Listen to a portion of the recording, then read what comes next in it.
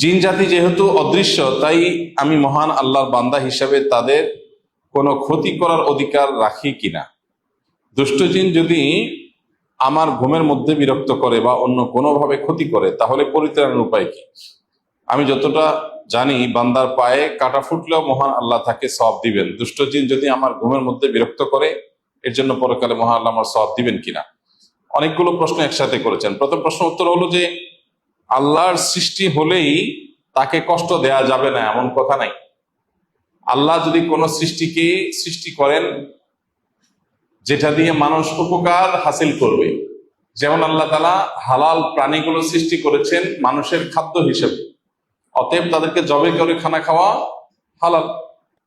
আবার কোন প্রাণী যদি মানুষের কষ্টের কারণ হয়, উপদ্রবের কারণ হয়, তাহলে সেগুলোকে মারা, সেগুলোকে নিধন করা, এটারও অধিকার মানুষের আছে, কারণ আপনাকে সে কষ্ট দিচ্ছে। আর যদি কোনো প্রাণী আপনার কোনো কষ্ট না দেয়, কোনো ক্ষতি না করে, অহেতুক আপনি তাকে মারলেন, ক্ষতি করলেন, কষ্ট দিলেন, তাহলে সেটা অবশ্যই আপনার জন্য মাজমুম বা নিন্দনীয়, নিষিদ্ধ কাজ। অতএব কোন জিন যদি আপনার ক্ষতি করে, তাহলে সেই ক্ষতি থেকে বাঁচার জন্য আপনি আত্মরক্ষামূলক কাজ করবেন, সেটাই স্বাভাবিক।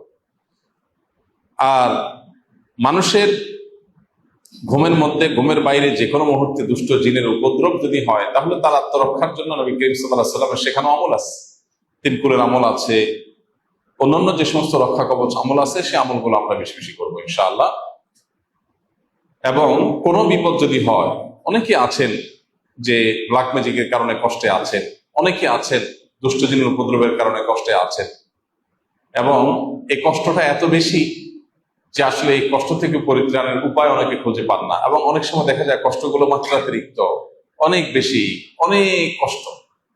পরিবারের কেউ জিনে আক্রান্ত, দুষ্ট জিনে সওয়ার হয়েছে তার উপরে, কিংবা কোনো সেহের বা ব্ল্যাক ম্যাজিক করা হয়েছে কারোর প্রতি, তখন দেখা যায় যে ওই পুরা পরিবারের মানুষের ঘুম হারাম হয়ে যায়, পেরেশানি কোনো শেষ থাকে না।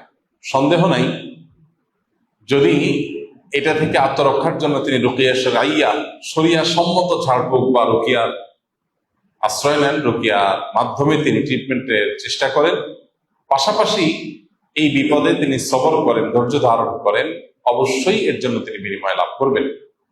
কারণ এটা তো সঠিক যে নবী করিম সাল্লাল্লাহু আলাইহি ওয়াসাল্লাম বলেছেন, ইমানদার তার যদি পায়ে কাঁটাও ফুটে এবং সে যদি সবর করে, ধৈর্য ধারণ করে, আল্লাহর ফয়সালাকে মেনে নেয়, এর বিনিময় সে আল্লাহর কাছ থেকে আজর এবং বিনিময় পাবে।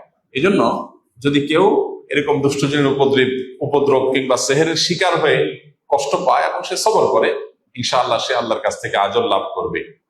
একটি মজলিসে শুনেছি নবী সাল্লাল্লাহু আলাইহি সাল্লাম নাকি ব্যবসা পছন্দ করতেন এবং উম্মাহকে ব্যবসা করতে উৎসাহিত করেছেন, আর চাকরিতে নিরুৎসাহিত করেছেন। এই কথা সত্যতা জানতে চাই। না, নবী সাল্লাল্লাহু আলাইহি সাল্লাম চাকরি করতে নিরুৎসাহিত করেছেন এরকম সুস্পষ্ট কোনো বর্ণনা না যে, তবে নবী সাল্লাল্লাহু আলাইহি সাল্লাম হাতে উপার্জন করা এবং বৈধ বেচাকেনা দুইটাকে সর্বোত্তম বলেছেন। রাফি ইবনে খাদিজা রাদিয়াল্লাহু তাআলা থেকে বর্ণিত হাদিসে নবী সাল্লাল্লাহু আলাইহি সাল্লামকে প্রশ্ন করা হয়েছে, আইয়ুল কাসাবি আতিয়াব, কোন উপার্জন সবচেয়ে পবিত্র এবং ভালো?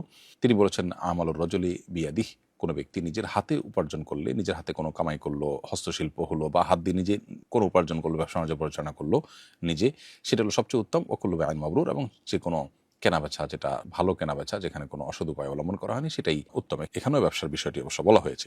তবে নবী সাল্লাল্লাহু আলাইহি সাল্লাম অন্যের অধীনে কাজ করেছেন, অতএব চাকরি করাটাকে নিষিদ্ধ বা নিরুৎসাহিত করেছেন তিনি, এরকমটি বলার কারণ নেই। তবে হ্যাঁ, উত্তম হলো ব্যবসা বাণিজ্য করা। আর হাতের কামাইয়ের মধ্যে কিন্তু চাকরি অন্তর্ভুক্ত, অতএব সেটাকেও আপনি বিধেয় এবং সম্পূর্ণ জায়েজ ধরতে পারেন, এবং নবী সাল্লাল্লাহু আলাইহি ওয়াসাল্লাম করেছেন। অতএব চাকরি করতে তিনি নিষেধ করেছেন বা নিরুৎসাহিত করেছেন এরকমটি সুস্পষ্টভাবে প্রমাণিত না। আমি আফ্রিকা প্রবাসী, এখানে আমরা গরু, খাসি, মুরগি অর্ডার দেই। অর্ডার দেওয়ার সময় হালাল অপশন সিলেক্ট করে দেই। আমাদের কোম্পানির সাথে যে কন্ট্রাক্টরের চুক্তি সে সাপ্লাই দেয়, কন্ট্রাক্টর অমুসলিম, এতে কি হালাল হবে? উত্তর হলো যে, মুসলিম বা ইহুদি খ্রিস্টানদের মধ্যে যারা সত্যিকারের ইহুদি খ্রিস্টান বা আল্লাহতে বিশ্বাসী, তাদের জবাইকৃত পশু খেলে সেটি হালাল। অমুসলিম কন্ট্রাক্টর সরবরাহ করেছেন এটার কারণে যদি প্রবল ধারণা হয় যে গোশত কোনো মুসলিম বা আহলে কিতাব, যিনি সত্যি আহলে কিতাব, সত্যি আল্লাহর প্রতি বিশ্বাস আছে এরকম ইহুদি খ্রিস্টান, তাহলে তার জবাই করা পশু এরকম যদি মনে হয় তাহলে খেতে পারেন। আর যদি সন্দেহ হয় এবং আপনার কোনো একটাকে প্রবল ধারণার মধ্যে নেওয়া কঠিন হয়, তাহলে এই ধরনের গোশত খাওয়া থেকে বিরত থাকাটাই হলো উত্তম এবং নিরাপদ। রমজানে জাকাত আদায় করতে পারিনি, ঈদের পরও বেশ দেরি হয়ে গেছে, এখন কি জাকাত আদায় করতে পারি? আর দেরিতে আদায় করার কারণে কি সওয়াব কম হবে বা আল্লাহর কাছে জবাবদিহি করতে হবে? উত্তর হলো যে জাকাত সময় মতো দিতে হবে। বছর পূর্ণ হওয়ার পর জাকাত দিতে হয়। বছর পূর্ণ হওয়ার পর যদি কিছুটা বিলম্ব হয়ে যায় তাতেও জাকাত আদায় হয়ে যাবে, এবং এই যে বিলম্বে দিয়েছেন কিছুটা, এর জন্য আল্লাহর কাছে জবাবদিহি করতে হবে না ইনশাআল্লাহ। আর যদি বেশ খানিকটা বিলম্ব হয় তো সেটা অনুচিত কাজ হয়েছে, ভবিষ্যতের জন্য না হয় এটা খেয়াল রাখবেন, কিন্তু আপনার জাকাত আদায় হয়ে যাবে ইনশাআল্লাহ তাআলা। অফিস থেকে বিভিন্ন কাজের বাইরে পাঠায়, আমি চাইলে হেঁটেও যেতে পারি বা গাড়িতেও যেতে পারি, এখন আমি হেঁটে গিয়ে রিক্সা ভাড়ার বিল করে নিতে পারবো কিনা? উত্তর হলো, আপনার জন্য যদি থোক বরাদ্দ থাকে যে তুমি যাও, এই টাকা তোমাকে দেওয়া হলো যাওয়ার বাবদ, এর জন্য কোনো ভাউচার দিতে হবে না, এটা থোক বরাদ্দ, তাহলে সেক্ষেত্রে আপনি হেঁটে গিয়ে টাকাটা পকেটে রেখে দিতে পারেন। আর যদি আপনাকে ভাউচার জমা দিতে হয় তাহলে আপনি হেঁটে গিয়ে রিক্সায় যাওয়ার বা গাড়িতে যাওয়ার ভাউচার জমা দিতে পারবেন না, কারণ সেখানে মিথ্যাচার হবে এবং মিথ্যা কথা লিখতে হবে, সেটা আপনার জন্য জায়েজ নয়। তার মানে যাওয়ার খরচ আপনাকে দেওয়া হয়েছে, আপনাকে থোক বরাদ্দ দেওয়া হয়নি যে আপনি এটার জন্য এটা পাবেন, যেভাবে যান আপনি এরকমটি দেওয়া হয়নি, সেজন্য আপনি এটা করতে পারবেন না। জুমার দিনে ইমাম সাহেবের কাছাকাছি বসা বলতে কি বোঝায়? এটা কি প্রথম কাতারে বসা বোঝায়? উদাহরণস্বরূপ বলা যায়, ইমাম সাহেবের সামনে দ্বিতীয় কাতারে বসা উত্তম নাকি দূর হলেও প্রথম কাতারে বসা উত্তম? ইমাম সাহেবের বাম পাশের কাতারের তুলনায় ডান পাশের কাতারে বসা কি উত্তম?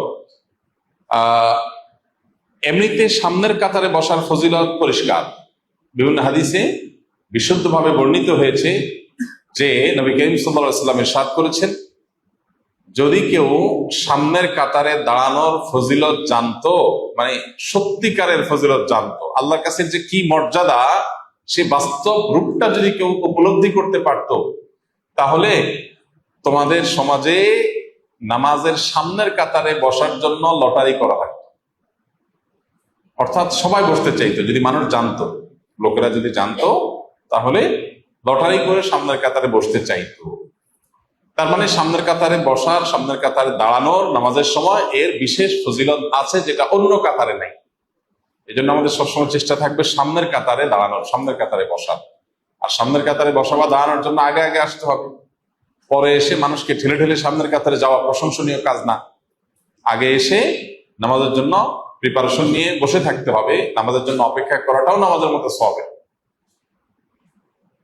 কিন্তু জুমার দিনের যে ফজিলত, প্রতি কদমে যে 1 বছর ইবাদতের সওয়াব দেওয়া হবে মর্মে একটি হাদিস বর্ণিত হয়েছে জুমার দিনে, সেটা কাদের জন্য? সেটা হলো ওই ব্যক্তির জন্য যে ব্যক্তি কয়েকটা কাজ জুমার দিনে করবে। তার ভিতরে একটা হলো মান বাক্কারা ইয়াউমাল জুমআতি ওয়াবতাকার ওয়া গাসসালা ওয়াগতাসাল, যে ব্যক্তি জুমার দিন আগে আগে ঘুম থেকে উঠবে, আগে আগে আসবে জুমায় এবং গোসল করবে, উত্তম রূপে গোসল করবে, ওয়াদানা মিনাল ওয়ামাশা ইলাল মসজিদি ওয়া লাম ইয়ারকাব, পায়ে হেঁটে মসজিদে আসবে। পুরা পায়ে হেঁটে আসা সম্ভব না হলে গাড়ি ধরে পার্কিং করে বাকিটা পায়ে হেঁটে আসবে। ওয়াদানা মিনাল ইমামি ওয়া লাম ইয়ালগু, এবং ইমামের কাছাকাছি এসে বসবে এবং অহেতুক কোনো কথা কাজ কিছু করবে না, খুতবা চলাকালীন বিশেষ করে মনোযোগ দিয়ে খুতবা শুনবে। তাহলে সে ব্যক্তির প্রতি কদমে 1 বছর ইবাদতের সওয়াব দেওয়া হবে। রাত জেগে ইবাদত, দিনে রোজা রাখার সওয়াব দেওয়া হবে। অনেক মুহাদ্দিসরা বলেছেন, যত আমলের ফজিলত কোরআন হাদিসে আছে, দুনিয়াতে এর চেয়ে বেশি ফজিলতপূর্ণ কোনো আমলের কথা কোরআন বা হাদিসে বর্ণিত হয় নাই। এই জন্য জুমার দিন সবার আগে 1 নম্বরে যে ঢুকে তার যে মর্যাদা, সেটার কারণ নাই। এইভাবে সিরিয়ালে ধারাবাহিকভাবে যে যত আগে ঢুকে তার মর্যাদা তত বেশি। সে চেষ্টা আমরা করবো ইনশাআল্লাহ। এই হাদিসে বোঝা যায় ওয়াদানা মিনাল ইমাম ওয়া লাম ইয়ালগু, এখান থেকে বোঝা যায় ইমামের কাছাকাছি বসবে। এখানে কাছাকাছি বসাটা মাকসাদ, সামনের কাতার প্লাস পাশাপাশি, এটা যদি কেউ বসতে পারে তাহলে সে ডাবল ফজিলত পাইল। আর যদি সামনের কাতার না হয় কিন্তু কাছাকাছি হয়, তাহলে জুমার দিনের মধ্যে এই ফজিলতটা সে পাবে, ইমামের কাছাকাছি থাকা। আর সাধারণ অবস্থায় অন্য যে কোনো নামাজে, যে কোনো ওয়াক্তের জন্য মূলত প্রথম কাতারের ফজিলতটাই হলো মেইন, কাছাকাছি হওয়ার চাইতে।